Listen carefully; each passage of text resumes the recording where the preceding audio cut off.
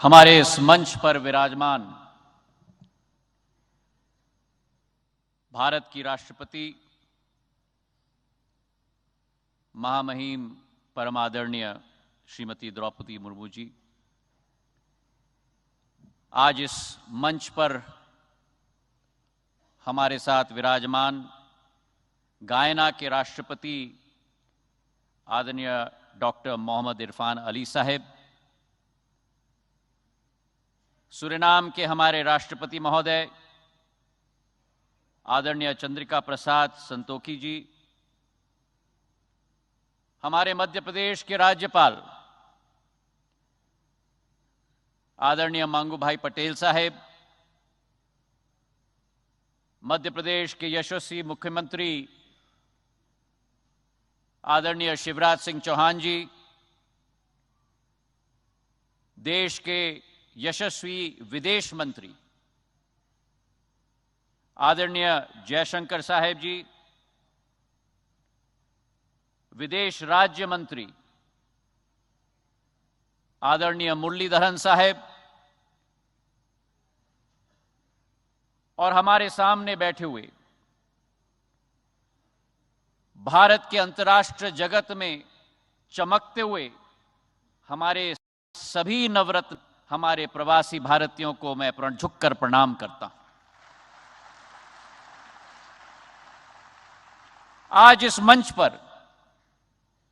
हम भारत के राष्ट्रपति महोदया, गायना के राष्ट्रपति महोदया, सूरीनाम के राष्ट्रपति महोदय और आप सबका मध्य प्रदेश के मां अहिल्याबाई की नगरी में जो इतिहास, परंपरा, संस्कृति, अध्यात्म और आधुनिकता सभी का एक संगम है, इस इंदौर में आपका तहे दिल से हम स्वागत करते हैं। और हमें विश्वास है कि पिछले 2 दिनों में इस अतुल्य संगम का एहसास आपको जरूर हुआ होगा। एक लोकतंत्र में असली ताकत लोक माने जनता होती है, और वैसे ही किसी भी व्यक्ति की पहचान उसकी माटी और उसके देश से सदैव होती है। भारत के संदर्भ में एक पुरानी कहावत है, there is an age old adage that you can take an Indian out of India but you can never take India out of any Indian. और भारत का कोई भी सपूत, कोई भी पुत्र पुत्री विश्व के किसी भी कोने में रहे हों, वो भारत का सपूत, पुत्र पुत्री कभी भी भारतीयता से जुदा नहीं हो सकता। और इसी सोच और विचार को भांपकर भारत के इतिहास में पहली बार भारत के पूर्व प्रधानमंत्री अटल बिहारी वाजपेयी जी ने 2002 में प्रवासी भारतीय दिवस की शुरुआत की थी। और उस समय से जब प्रवासी भारतीयों का एक अहम भूमिका रही, 1998 में जब भारत ने पहली बार पोखरण में परमाणु ब्लास्ट किए थे, और उस समय में जो अनेक देशों ने भारत के विरुद्ध सैंक्शन किए थे, अगर विश्व स्तर पर वो रुख बदलने का कार्य किसी ने किया था भारत के प्रति, तो हमारे प्रवासी भारतीयों ने जग जग में, देश देश में किया था।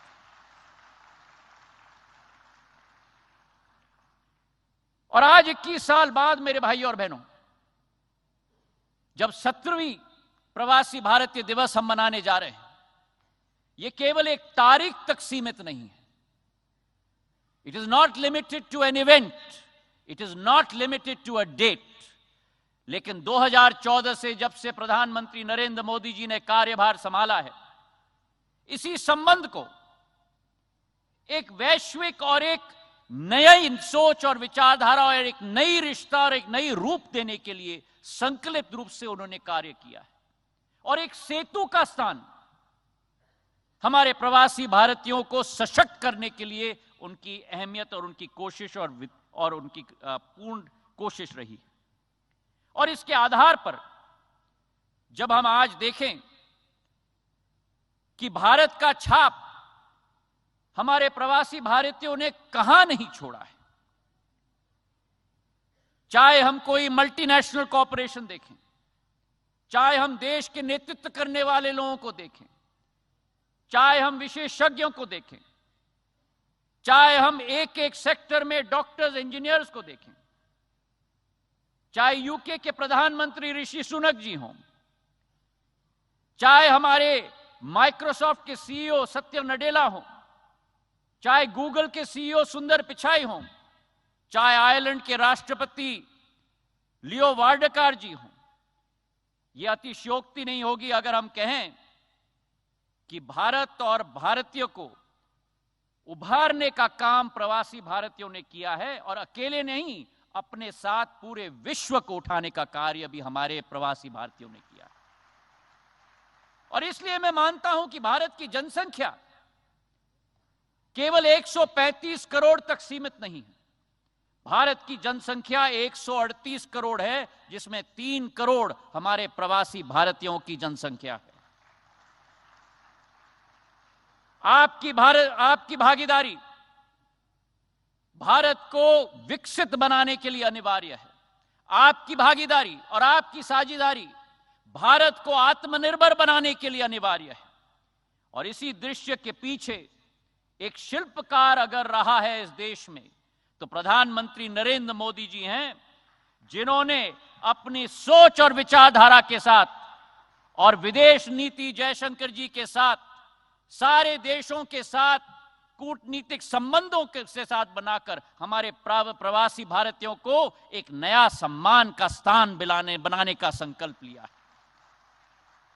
और इसी के फलस्वरूप चाहे यूके में हम देखें,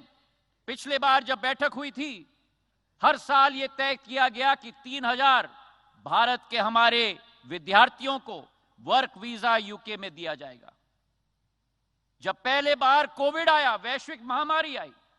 प्रधानमंत्री नरेंद्र मोदी जी ने खाड़ी देशों के सभी राष्ट्रपति प्रधानमंत्रियों को फोन करके हमारे सारे प्रवासी भारतीयों को उस क्षेत्र में उनका हालत और उनकी स्वास्थ्य सुविधा सुनिश्चित करवाई। और अभी जब यूक्रेन और रूस के बीच में लड़ाई हुई, प्रधानमंत्री ने ऑपरेशन गंगा के आधार पर 23,000 प्रवासी हमारे स्टूडेंट्स को वापस घर लाने की पहल लगाकर उनको संगठित और सुरक्षित रूप से घर लाने का कार्य किया। तो इसलिए मेरे भाई और बहनों, हमारे प्रवासी भारतीयों का सुरक्षा, उनकी सहूलियत और उनकी समृद्धि, ये 3 पॉइंटेड कार्यक्रम प्रधानमंत्री नरेंद्र मोदी जी की है। भले हमारे प्रवासी भाई और बहन देश में न रह रहे हों, लेकिन प्रधानमंत्री नरेंद्र मोदी जी की और उनकी सरकार के दिल में सदैव रहते हैं, ये विश्वास आपको हम दिलाना चाहते हैं। सदैव हमारे प्रवासी भारतीयों ने भारत का सहयोग किया है, भारत के विकास में सहयोग दिया है। 1991 में जब इकोनॉमिक क्राइसिस पूरे विश्व में आई थी, उस समय जो रेमिटेंस देश में एक एक प्रवासी भारतीय ने भेजा था, आज हमारे जीडीपी का भाग का 3.5% हो चुका है। और मैं विटनेस हूं कि जब प्रधानमंत्री जी ने हम लोगों को भेजा था यूक्रेन और रूस से हमारे विद्यार्थियों को सुरक्षित वापस लाने के लिए, हमारे एक एक प्रवासी भारतीय ने, मुझे रोमानिया भेजा गया था, वहां बैठकर न दिन देखा न रात देखा, सेवा भाव के आधार पर कोई गाड़ी चला रहा है, कोई टेंट लगा रहा है, कोई खाने पका रहा है, हमारे एक एक विद्यार्थी को लाने के लिए दिन रात हमारे प्रवासी भारतीयों ने कार्य किया। तो आज आप सबको मैं प्रणाम करता हूं और आपको मैं सलाम करता हूं। आज के दिवस पर प्रधानमंत्री जी की सोच और विचारधारा है, और विश्व में यह ऐलान हो चुका है कि भारत के बिना विश्व आगे नहीं बढ़ सकता। और विश्व की एकीकरण के लिए प्रधानमंत्री जी की जो सोच और विचारधारा है, जहां एक तरफ international solar alliance, one sun one world और वन ग्रिड, जिस कार्यक्रम में बोरिस जॉनसन जी तत्कालीन राष्ट्रपति यूके के, उन्होंने कहा था international solar alliance, one sun one world one grid and one Modi.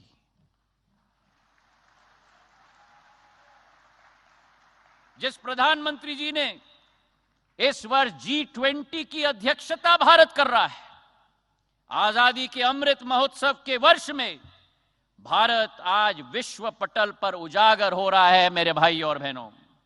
और वो G20 की अध्यक्षता किस सोच और विचारधारा के साथ? One earth, one family and one future. वासुदेव कुटुंबक की सोच, पूरा विश्व एक परिवार है। आज आजादी के अमृत महोत्सव के वर्ष में, जो 2013-14 में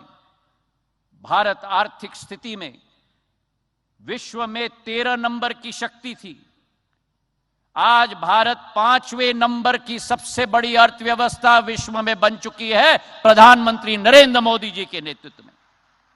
और 2030 तक भारत विश्व की तीसरी बड़ी अर्थव्यवस्था बन जाएगी, जर्मनी और जापान से भी आगे निकलकर मेरे भाई और बहनों। तो आज के इस दिवस पर आप सब लोगों से निवेदन है कि भारत की इंडियन ग्रोथ स्टोरी में भागीदार बने, प्रधानमंत्री जी के संकल्प को मजबूत करें, अपने जन्मभूमि से जुड़े रहें और हमारे युवाओं को जो बाहर, देश के बाहर कार्य कर रहे हैं, मेरा एक ही मंत्र है, एक ही संदेश है, LER, learn earn, learn earn and do return.